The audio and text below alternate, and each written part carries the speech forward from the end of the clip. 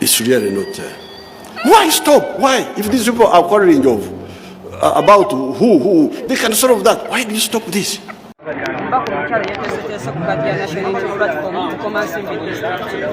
Ebibadde mu vetting njagala otegeeza bannayuganda abali eyo nti singa omubaka waba ayisemu mu kasunsula kano kitegeeza bakuwadde print muzigo byakola abitegeera era mwesibisa abakulembeze NUP begenda okusiga okubaweereza kubanga by'ebibuuzo bizibu tebibadde byangu kitegeeza tebitwala for granted nti ebibuuzo byalibwa ebito bwe bityo oliba olaba biyise manya nti yayise wazibu vetting yabadde nzibu ne screening yabadde nzibu naye nga kibafa kutuwa muntu gwe tulaba ati asalidde ffenna tuli balungi nekubakaasi okulumyeku so vetting Why do you think we are the best? Ba computers muli banja bagala card muli nabo already aliyo nga NUP lwaki olowooza gwosinga sijjagamba nti nze nsinga kubanga by the moment omuntu bwavayo nalagwa obusobozi mu kifo ekyo kitegeeza naye ayina obusobozi era singa nze nsinga wano sandibaddewo nandibadde sijja mu vetting naye nzize ndeeta ebisaanyizo byange okulaga nti nsaanidde ne bannange baleete akakiiko k'ebyokulonda katusalirawo kagambe nti okusinza bwe tunudde bwe tuti Shakira ayinza okutukolera. Thank you very much. First and foremost, I want to thank the EMC. Thank you for the job well done by vetting my brother. It was really a problem to him from the time he entered prison. He wanted to be vetted, so that is part of this process. Being the carbon copy of the original, he has mandated me to be, for the time being, his agent outside, especially to the people of Nakawa East. And I have accepted to do that duty diligently. To Nakawa East, this is a moment where you have to speak louder than you had to speak. This is when the call for protest vote counts. Tukanonye, tukalonde, tukakume, tukabanje. This is when it counts. Ladies and gentlemen, Alex Wise from Fumbiro is still strong, locked, but not out. To the people of the National Unity Platform and the citizens and the president, we could be in hell at the moment as they are pushing us, but we have to keep moving. Thank you very much, ladies and gentlemen. God bless you. Let me now take this opportunity. My brother, who is now his agent, these are the documents. We vetted him, and so far, these are his documents. I wish him luck. Thanks from Fumbiro, akyali strong, atimanyi talina musango. Nze okuba nti nze carbon copy original ye yanonze mbere agent naddala ku bantu b'e Nakawa East era nenzikiriza era essaawa eno mbabuulira Nakawa East ne Uganda yonna nti ekintu kiri kimu ekikulu. Protest vote wano weerina okwogerera amaanyi gaayo n'okusinga ekirala kyonna. Kyetegeeza kye tulina okutambula nayo paka ki? Paka last. Mwebale nnyo, mwebalire ddala. Kulonda kalyaka byabakama kaisi bakandisi baffe abafunamu obuzibu mu nominations. N'amateeka waffe ajja kubaayo nabo tubasaba n'abalina ensonga ezo mubeereyo. Local governments. Our brothers for Lango and the Toro will be vetted upstairs and will be guided by this gentleman. This gentleman. Ebibuuzo bibadde birungi eyo era nkakasa nti bannanyendo mukungwe mumanyi nti nsobolera nti sigenda baddira mu biteerezi yakibadde munda nti kino kubanga waliwo abanafa batannabuuzibwa ate baatuganja okubabbira ku bibuuzo naye gwe kyoba omanya nti 40% eriri wano ndikongodde ate ndibereshuwa nti ne 60% abantu be basindika ku ground okutukolako investigation nabo lipooti balina erikiriya kubanga mwina mukimanyi nti maddali sana ku ground ate neno bakakasa nti mu vetting kitambudde bulungi nannungi bwamwe tasobola bayiwa so obuwanguzi bwa Nyendo Mukungwe bwange era kadi yange musuubire ekituufu ekyo kyennyini kubanga nannungi nsobola ebibadde bibuuzibwa bibadde about our party ate mukimanyi NUP mu masaka kumpi nannungi NUP zinannungi so ate waliwo kintu kyebadde kisobola kubuuzibwa mu ndeeyo nekinnemerera so mukkirize nti obuwanguzi buli ku sayidi yaffe twongeremu bwongezi maanyi tutandike butandisi kubaze kakasayo NUP egenda kwendoosinga nannungi alisi kitegeeza close to 20,000 abaana b'abantu gwe nawe teebereza luumu erina okwakomodatinga abantu 250 nga mulimu abantu abasoba mu 10 n'okweyongerayo. Abaana b'abantu bafudde ebitundu by'ekyama babeebassa babasikwizinza abaami weebaka paka ku makya kuba bw'ovaawo tebasobola kuddamu kupangawo. Kati olina okwebaka mpaka ku makya bw'agenda mu kiyigo okufuuyisa n'amala eddakiika 5 akumpi ssaawa ng'omusulo gutonnya butonnya olw'okuba yasuze tesikakozi zonna nga bazikoze bazinyize. So kati ebyo yebimu ku bizibu ebiri mu region naye nga babadde bakiikirira region ababadde ab'amakooti ab'ebiti ng'ensonga enkulu eziruma abantu tebazoogerako. Ebyo ebindeeta bannannyendo mukulu ngenda babeerera eddoboozi namwe mugenda kijja bwejja. Yaviira okuva eri mu kibuga kya Ssaabasajja e Masaka City naye nga neteekateeka okukiikirira constituency yaffe eya Nnyendo Mukungwe mu kibuga kya Ssaabasajja. Ndi musanyufu olwaleero nti tuzze wano okulaba nga ekibiina kyaffe kitusunsula akakiiko kaffe aka NUP Election Management Committee nga katusunsula katuwa omubaka gwe kagenda okuteeka mu constituency eya Nnyendo Mukungwe.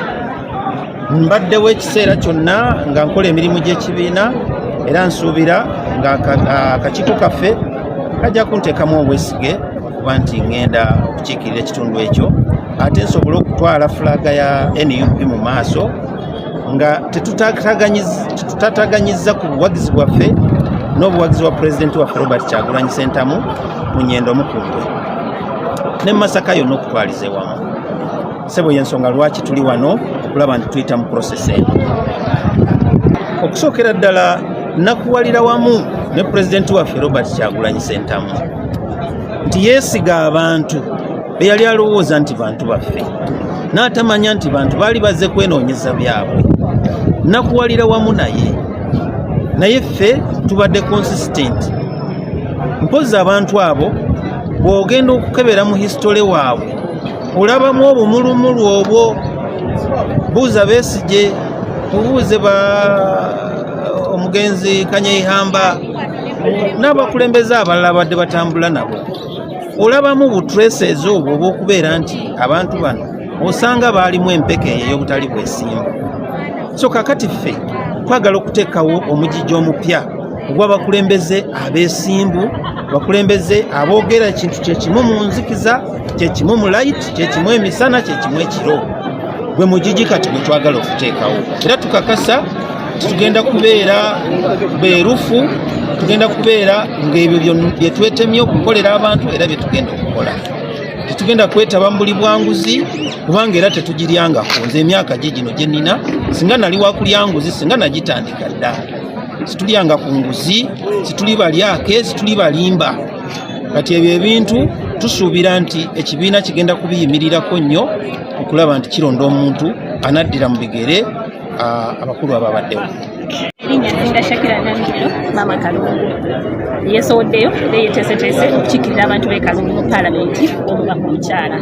Olwaleero ndi wano ku kitebe kya NUP e Kabule nga nzize okubeera nga neetaba mu betting okulaba nga bansunsula okulaba nga bankwasa flag y'ekifo ekyo era okubeera okukwatira ekibiina kyange n'okubendera ky'omubaka omukyala owa Kalungu.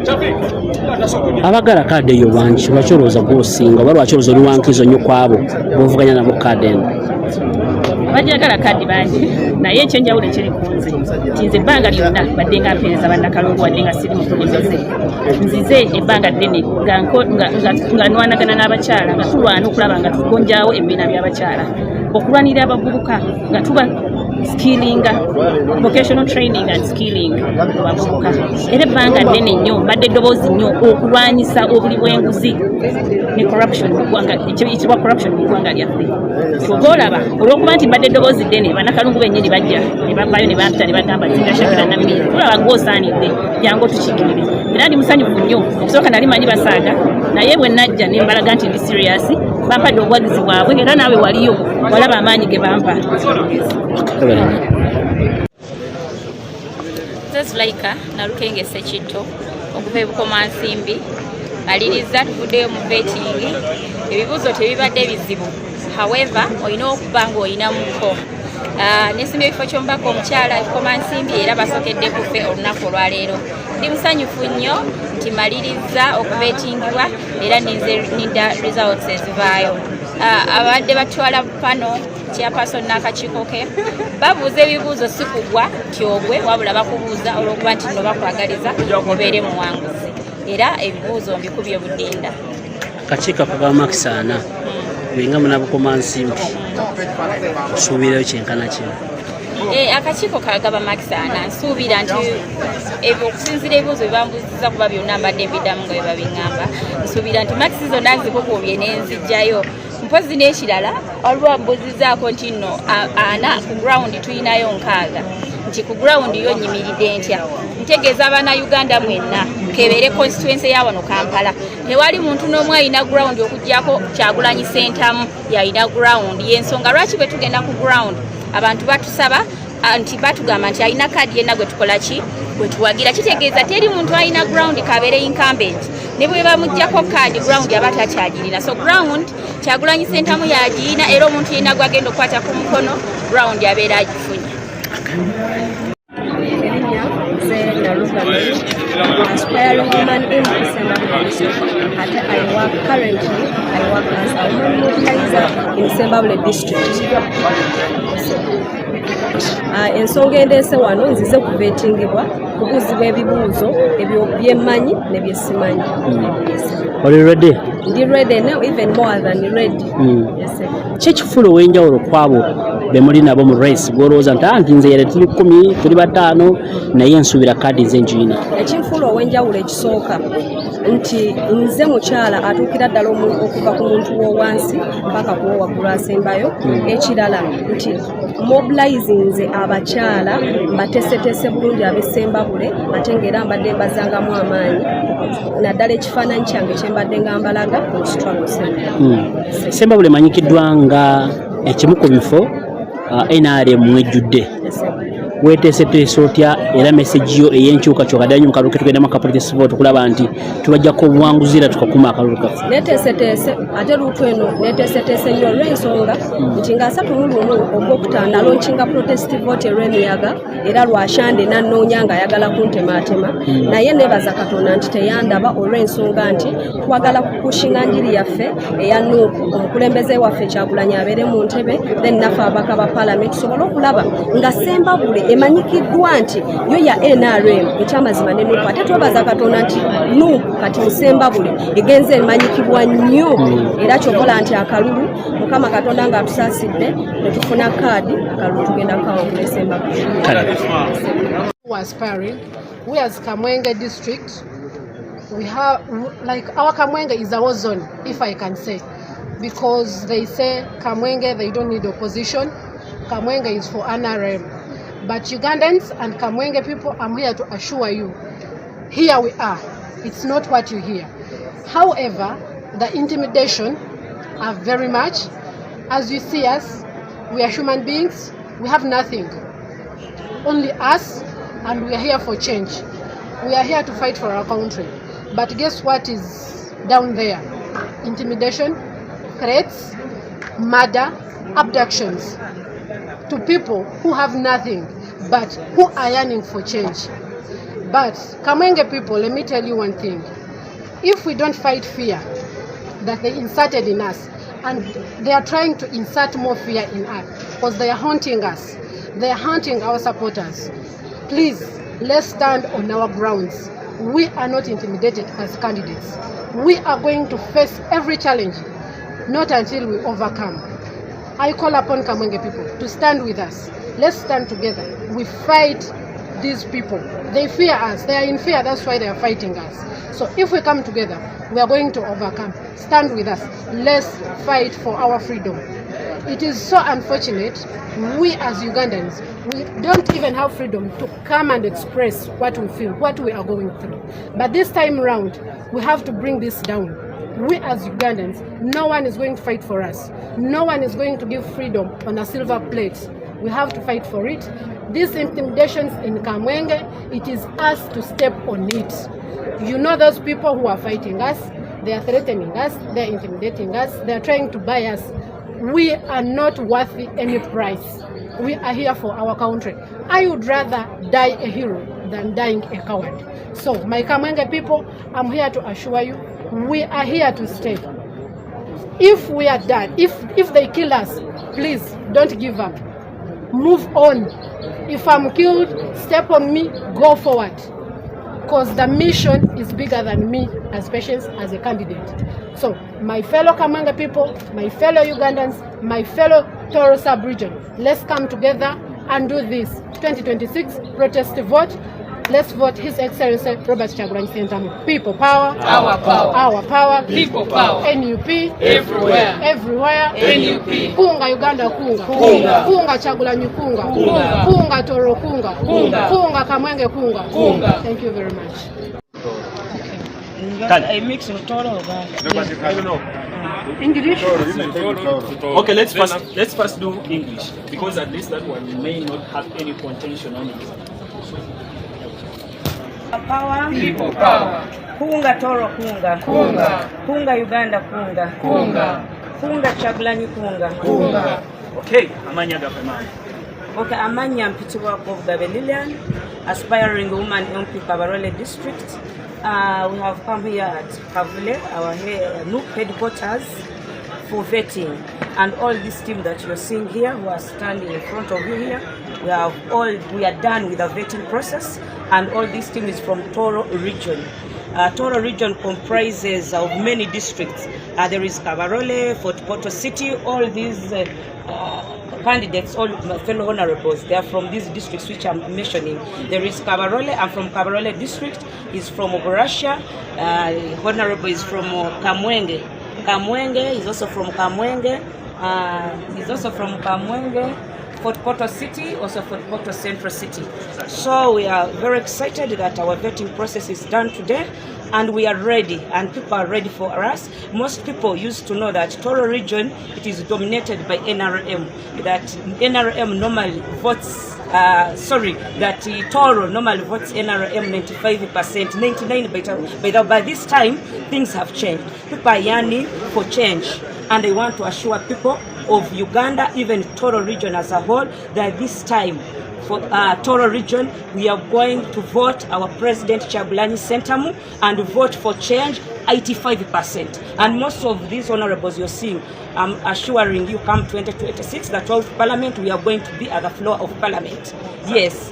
People power, our power, people power. Yes. So amanya gange bampita Kovga Lilian.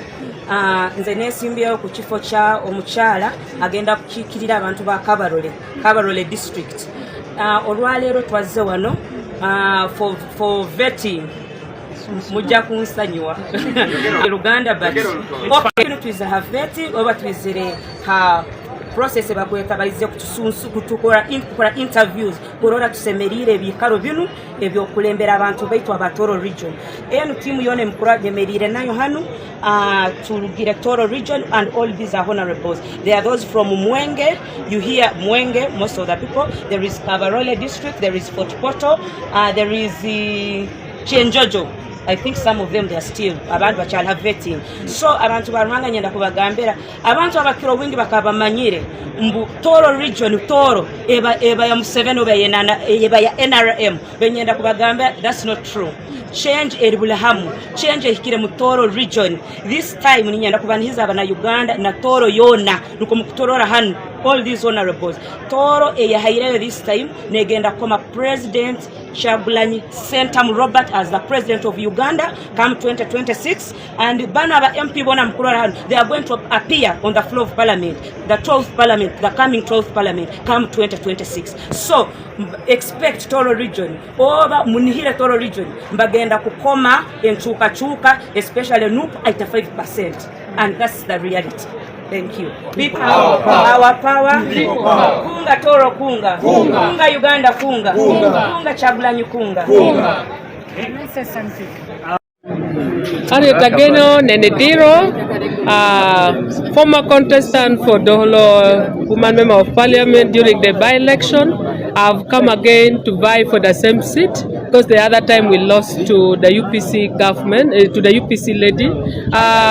Coming for this vetting, I had to come for the vetting much as I am alone, but because NUP have that principle that governs it, we needed to go through the same process. I went through the same process of vetting because they have to make sure that my papers are authentic and I qualify, not only by talks or by representation. So people from Lango that have come for vetting today, they did not only just come for people to see them, but they came because they wanted to vet, not to fill position, but to vet and put rightful people in the constituencies in Lango sub-region. If you are to see in the last 2021 election, we didn't have many people standing on NUP ticket as members of Parliament. But today you can get shocked. Other people are still inside for vetting. We are more than 15 contestants that are contesting. Even in my Dokolo, I have Dokolo North. I have 3 people vying for the same seat, and they have come for vetting, and the best shall take it. I have also a member of Parliament coming from the south to contest. So it means that we have demystified the myth that people have been saying that NUP is concentrated in the north, and then that the NRM has taken over maybe Dokolo and Lango. But if you are to see in also the by-election, I know because of the former president of the UPC, since he comes from Lango, it makes people take like, this is our party. So that's why you see that in the opposition, when you take opposition in Lango, people will prefer our party, but through the message, when the president went to campaign for me and for other people, and the message we have been preaching and the mobilization we have been doing, people have understood what NUP stands for. And many people have believed that it is only the true opposition party. Because if you are to go for UPC, UPC is an opposition, but opposition which is working with the government. You can't tell me you are an opposition, you are coming to unseat a NRM person, and it is the same government appointing you. You are in bed with the same person. How do you fight that? How do you say that you are an opposition? So this makes us still stand that in Lango, the only opposition party that is still strong is now NUP, pure opposition. We have a small group of maybe PPF and then this other FDC who are trying also now to find a way to come and join hands with NUP so that we fight for the same position. I want to tell the nation, I want to tell people that in Lango, in the whole of North, people have understood the principle, people have understood the role, people have understood that NUP is even internationally recognized and everyone want to embrace. Come 2026, I think Chagulanyi, we are voting massively. I must also tell you, 2021, President was denied the opportunity to go and traverse my district of Dokolo, but he managed to get 17,000 votes without campaign. How about now that we are campaigning? So I know the people are threatened out there. No one should intimidate us. We are ready to take this government. That's why they are vetting, because they want to get people who can work with the government of Chagulanyi, of the government of NUP. People power. Jona metu malame Uganda. Utuko biwuni. NUP. Jome lao. Tino tubini vetting. Utiho vetting abe. Utie member of Parliament. A para bicha moya elao. Amen gindu utia wochungunuo pafaragiti abe. Romigichu. Meeting requirement. Amen Electoral Commission. Miro. The one to koboni. Oboli wunu Chagulanyi queer. Oboli wunu Gano queer. Oboli wunu Joma Monatar queer. Oboli wunu NUP kanoke na metia chuye. PN government American munu biro weho kabaka enari homobero first president me Uganda enamio Dr. Milton Obore biro ya denyo my Muganda pia nungeni kay ribere ke Uganda, you can easily get through. So let's combine that effort, let us restore that back, let us restore that relationship back, and then let us take and remove this dictator away so that we can restore the sanity back, we can restore power to the citizen. You citizen, you have the power. You're laying. Honorable Harriet, briefly, you remember when we were getting the flag last time in the elections, people used to say you've just crossed from NRM. What are they saying now? Are they testing you since you joined the NUP? When I joined the NUP, actually, most people thought that I was just coming maybe to spy, maybe even to spy. Most people took me for a spy. Yeah. But I think Olabu Chagulanyi, the president, understood me very well. Yeah. I knew that I had converted truly to the opposition. Because even in the by-election, they tested me. They tried to buy me off. I refused. Even up to now, they tried to buy me off so that I can go and stand on. Actually, they wanted me to run on the NRM ticket, but I refused. I said, whether I have money or not, I will still stand. I am an opposition. Everyone in Lao knows that I am an opposition, and I will be an opposition. I will be a NUP. I will still be a NUP. Come tomorrow, come the next day, come the other next month, come the other next year. I am NUP. Thanks so much.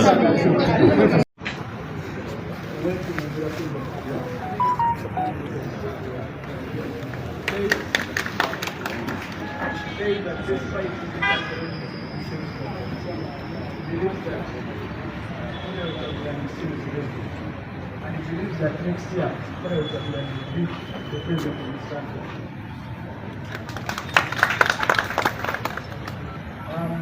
During our interview with him, we had Mr. Choka, who was the one conducting most of the interviews.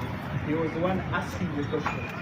And I was sitting next to Mr. Choka, and I could feel that Mr. West of the computer was answering the question as best as he could, despite being incarcerated in New Zealand.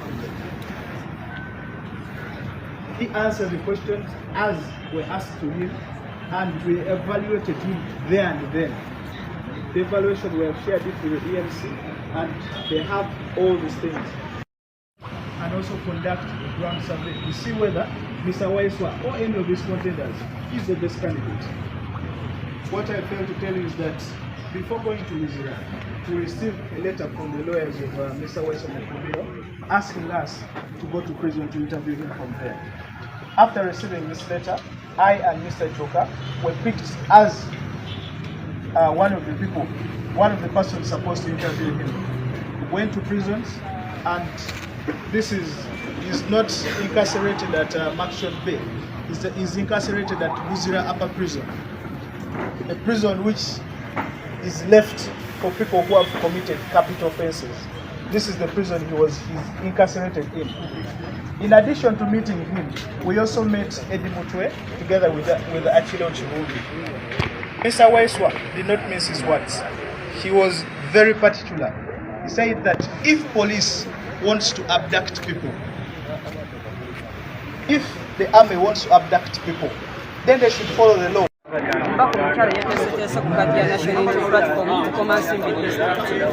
Ebibadde mu vetting njagala otegeeza bannayuganda abali eyo nti singa omubaka waba ayisemu mu kasunsula kano kitegeeza bakuwadde print muzigo byakola abitegeera era mwesigisa abakulembeze NUP begenda okusiga okubaweereza kubanga by'ebibuuzo bizibu tebibadde byangu kitegeeza tobitwala for granted nti ebibuuzo byalibwa ebito bwe bityo oli bw'olaba abiyise manya nti yayise wazibu vetting yabadde nzibu ne screening yabadde nzibu naye nga kibafa kutuwa muntu gwe tulaba nti asalidde ffenna tuli balungi naye kubakaaso kulumyeku so vetting Why do you think you are the best? Ba computers muli banja bagala card muli nabo already aliyo nga NUP lwaki olowooza gwosinga sijja gamba nti nze nsinga kubanga by the moment omuntu bwavayo nalaga obusobozi mu kifo ekyo kitegeeza naye ayina obusobozi era singa nze nsinga wano sandibaddewo nandibadde sijja mu vetting naye nzize ndeeta ebisaanyizo byange okulaga nti nsaanidde ne bannange baleete akakiiko k'ebyokulonda katusalirawo kagambe nti okusinza bwe tunudde bwe tuti Shakira ayinza okutukolera Arieta Gano Nenediro, former contestant for Dolo, woman member of parliament during the by-election. I've come again to vie for the same seat because the other time we lost to the UPC government, to the UPC lady. Coming for this vetting, I had to come for the vetting much as I am alone, but because NUP have that principle that governs it, we needed to go through the same process. I went through the same process of vetting because they have to make sure that my papers are authentic and I qualify. not only by talks or by representation. So people from Lango that have come for vetting today, they did not only just come for people to see them, but they came because they wanted to vet, not to fill position, but to vet and put rightful people in the constituencies in Lango sub-region. If we are to see in the last 2021 election, we didn't have many people standing on NUP ticket as members of Parliament. But today you can get shocked. Other people are still inside for vetting. We are more than 15 contestants that are contesting. Even in my Dokolo, I have Dokolo North. I have 3 people vying for the same seat, and they have come for vetting, and the best shall take it. I have also a member of Parliament coming from the south to contest. So it means that we have demystified the myth that people have been saying that NUP is concentrated in the north, and then that the NRM has taken over maybe Dokolo and Lango. But if you are to see in also the by-election, I know because of the former president of the UPC, since he comes from Lango, it makes people take like, this is our party. So that's why you see that in the opposition, when you take opposition in Lango, people would prefer our party, but through the message, when the president went to campaign for me and for other people, and the message we have been preaching and the mobilization we have been doing, people have understood what NUP stand for. Z'obufumbo olina omwami naye ng'akutawanya, olina omukyala ng'akutawanya, bajja ne bakwagalako ne bagenda. Gwe alina ebizibu mu byenfuna nga sente zikuyita mu ngalo, w'oteeka sente zifa bufi b'owola tebazza. Gwe aloota ng'ogwa mu nnyanja, gwe alumizibwa omutwe nga guganja okuwona, naawe aloota ng'ebintu bikozesa ensonga z'obufumbo. Nina ekifo ku mugga awali amayinja wennyambululirako ebisiraani, ekigwa, ekifiiriza, omudibo, obutaganja, obutaweebwa. Nzijanjaba abantu ab'enzikiriza zonna, nsiŋŋaanibwa njeru ku lw'ejjinja. Gwanjagala kuba ku nnamba yange eyo, naawe ali ewala ennyo yita ku WhatsApp.